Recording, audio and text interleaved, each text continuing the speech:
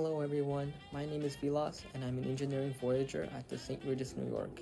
Join me for a day at Manhattan's best address. Every morning I get the train to Grand Central and walk on the famous Fifth Avenue to work. It feels like I'm in a dream walking past all the wonderful and artsy stores on the avenue.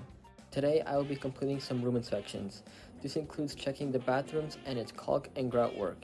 This ensures that leaks are prevented and the room is visually pleasing. I check all furniture, opening drawers, making sure handles are tight, checking if touch-ups are needed, ensuring the room's electrical systems are working as well as its climate control system. Also check out the view, it's amazing. I head to Chinyo, our cafeteria, for lunch. Then I shadowed the watch engineer along for inspection of the chiller. It was a day filled with learning, and now I prepare to leave for the day. I check one last time the work order system on the computer to see all open work orders that were not able to be completed. Thank you for following along with me on a day in the life as an engineering Voyager.